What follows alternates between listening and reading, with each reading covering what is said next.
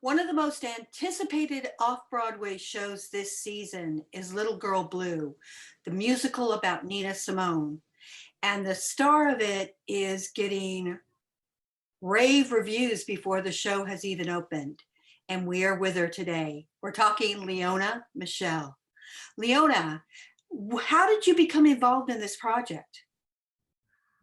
Oh my goodness. I'm the writer of the project as well. And I started researching Nina about 10 years ago when my career kind of felt like I was up against a rock and a hard place. And I was just terribly disappointed with the industry overall. And I questioned even if I should continue down this path as an artist. Um, my manager then challenged me if I wasn't happy with the material that I was getting, perhaps I should start considering writing. And I began to listen to the universe. And Nina Simone met me right where I was at my lowest. And I like to say that we're kindred spirits in a lot of ways. Her pain met my pain. And I just began nesting with her for 10 years. And it was about 5 years ago, I finally had the script and I workshopped it with my collaborators, Devin Ann Jenke and Mark Pfeiffer. I took their time and I asked them to just sit down and listen to it. And it was about 4 hours of material that I had. Wow. Yeah, Nina lived a full life. What can I tell you? It's not 4 hours anymore. It's 2. Yeah, but we have a lot to say, and I'm tremendously proud of it. What was your career before this? Where were you? What were you known for? Really, I studied at Alabama State University and then went to graduate school at Brandeis in Massachusetts. And I came out of school focusing on acting and Shakespeare and Greek dramas. But I found that when I got here, I wasn't getting cast in leading roles. And I was so spoiled in grad school. And so my agent at the time asked me if I could sing. And I really wasn't even interested in singing.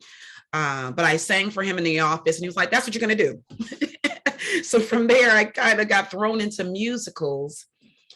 And to my surprise, I found that the roles that I was getting cast in, wonderful roles, some iconic roles like Dinah Washington. I found that these roles were written by white men, and they were telling the Black narrative.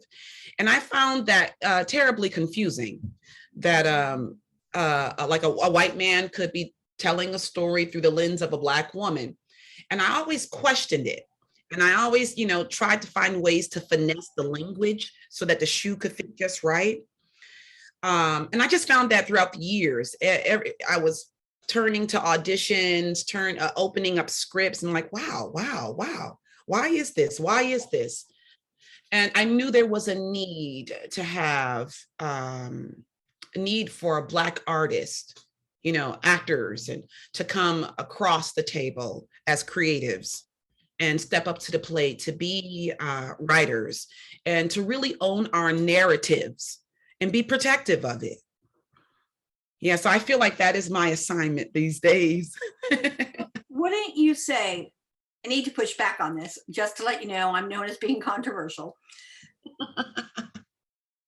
Wouldn't you say part of the reason that the narrative was being written by white men was because the Black artists weren't writing it? You had Vinette Carroll, who was writing, but other than Vinette Carroll, there really weren't women of color writing shows. Well, when I came to New York, I used to go to the drama bookstore and kind of just like nest in like one of those cubbies and like comb through the scripts to try to find material that was delicious. And I just hung on to like Lynn Nottage. She was favorite writers. And to this day, Lorraine Hansberry, she is the one that I Absolutely. follow. I follow. To me, she's the Bible. But the monologues that I were doing were really from August Wilson.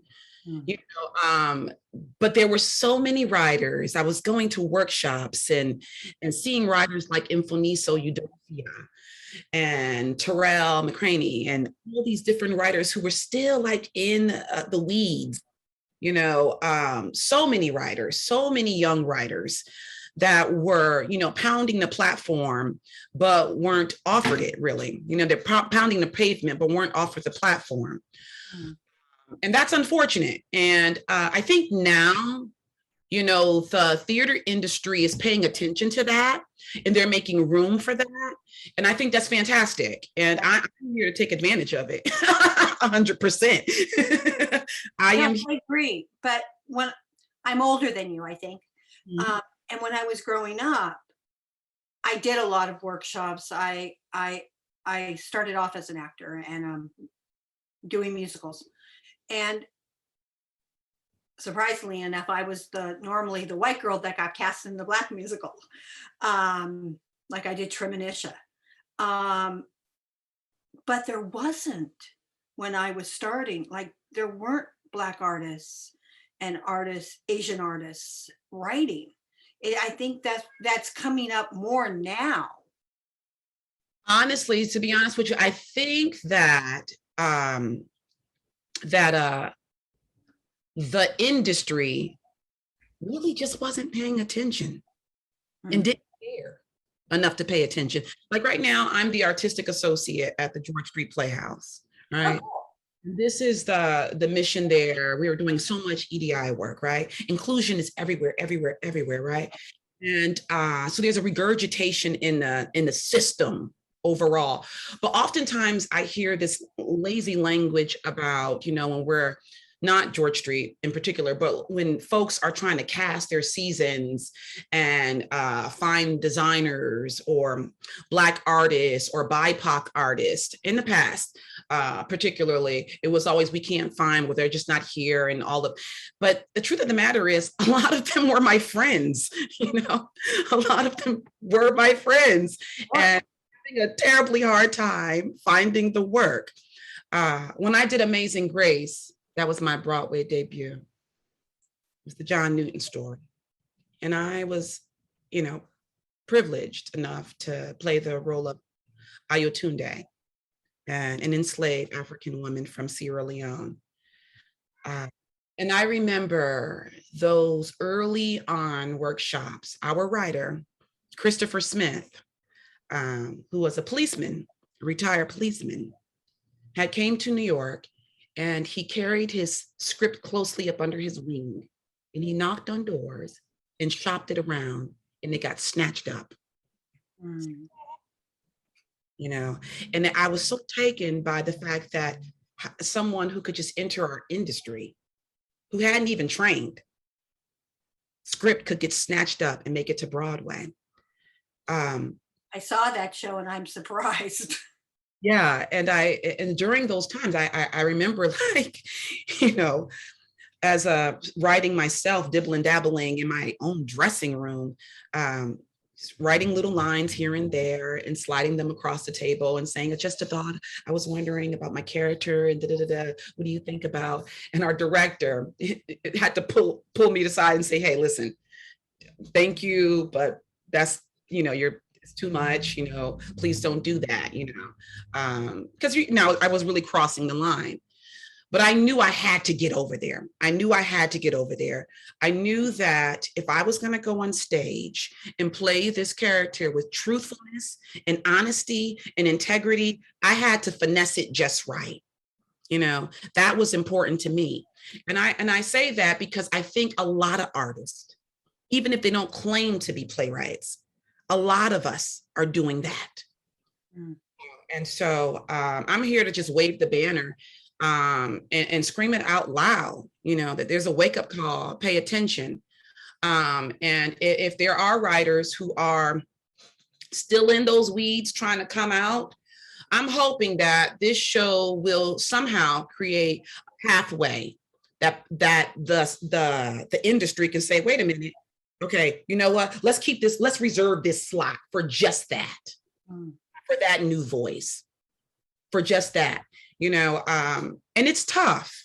It's tough, because we hire our friends, we rely on our friends, right? Sure. And it's a tricky negotiation, so oftentimes when you go into a show, even if it's a black written show, oftentimes it's the director.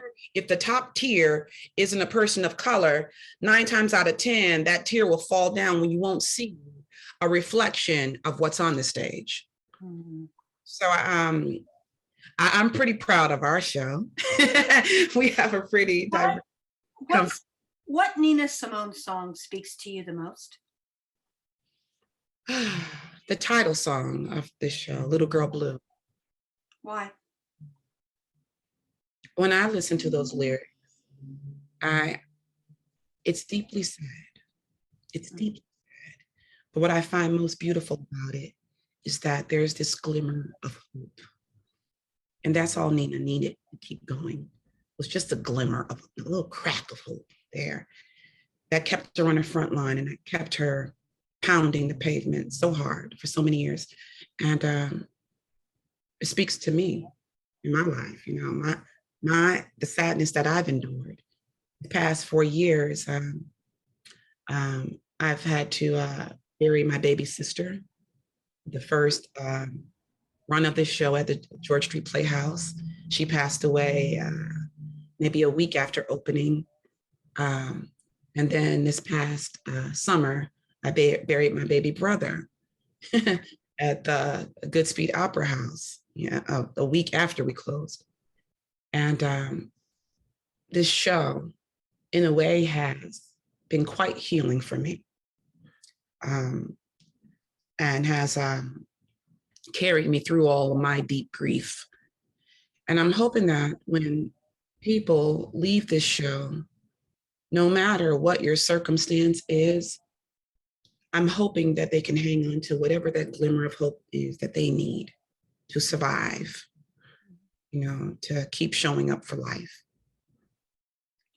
In which way are you the most like Nina Simone? And in which way are you not like Nina Simone at all? Oh my goodness. I would say that I would say that I'm oftentimes equally angry like Nina Simone. And I'm oftentimes quite fragile like Nina Simone. And sometimes I'm deeply sad like Nina Simone. And all of those things were the reasons why I chose to write this piece. Because in spite of her anger and her deep sadness, she had a lot of love to give, and she was very soft. And I wanted to kind of quiet those voices around her that were like angry. She's just angry. She's just angry, angry, angry, loud, loud, black, woman, angry, angry, angry. It always kind of like ended with the word angry. But when I hear Nina and when I see Nina, I feel like she was a trailblazer and she was constantly spitting out truth serum. And unfortunately, 50, 60 years ago, society wasn't ready to hear it. So I find her tremendously brave, and I don't think, I wouldn't classify myself as someone who's super brave, or some kind of superhero in kind of way. So I draw from her strength, I draw from her bravado. I find oftentimes that when I'm stepping into the shoes of being a creative and a collaborator, I sometimes, become apologetic about stuff or try to make the team work and soften myself. But Nina wasn't that at all. She was very unapologetic, and she was a perfectionist like me. but I think that I have a way about me that is more, I have a more of a bend to me, a bend to making things work and being a collaborator. And I wish that I was a little bit more unapologetic, owning myself every day is work, owning my truth. What is next? This is the start of a new journey, but what is next for you, and what would you like to also take on? Mhm. So what's coming up next for me is the musical I'm writing about Nelson Mandela with Mm, my collaborators, Greg and Sean Borowski from South Africa. It will be at the Young Vic the end of this year. fabulous. Life and Times of Mr. Nelson Mandela. So I feel like, whew, to quote Nina, an artist's duty is to reflect the times. I'm really sandwiched between these two icons in my office right now. There's Nelson staring at me, and there's Nina staring at me.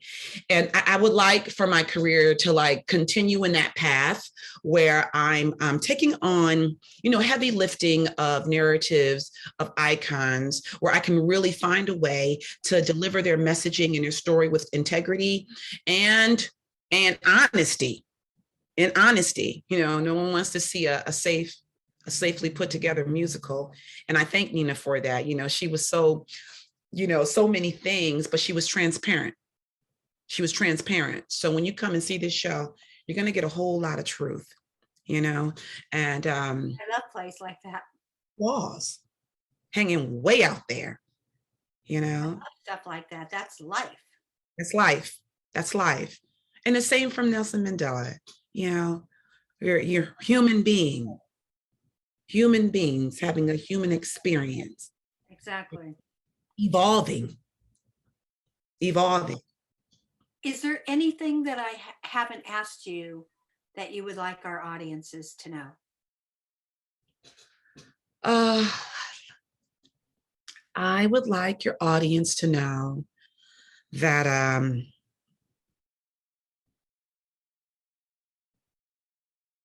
um, I think I would like the audience to know that Nina Simone never set out to be this is a surprise for me too, as I was learning. Um, she never set out to be a jazz musician, and she never signed up to even be a civil rights leader, you know? Those things just was kind of thrusted upon her, and she had to step up to that, right? But what she wanted more than anything, behind her skin color and what society tagged onto her, she just simply wanted to be a classical artist. Mm, She wanted to play classical music. She wow. loved Sebastian Bach. I have to admit, I did not know that about her. Yeah, it wouldn't have been beautiful, had she been born in a world that was not so stuck on the fact that she was a Black woman. Mm. I think she would have been happier, softer, and at peace. So this is my gift to Nina Simone, and I hope her spirit rests well in peace. Well, I look forward to seeing the show. I'll be seeing it Saturday. Um, and I look forward to the rest of the world seeing the show. Thank you very Thank much. No, I appreciate it.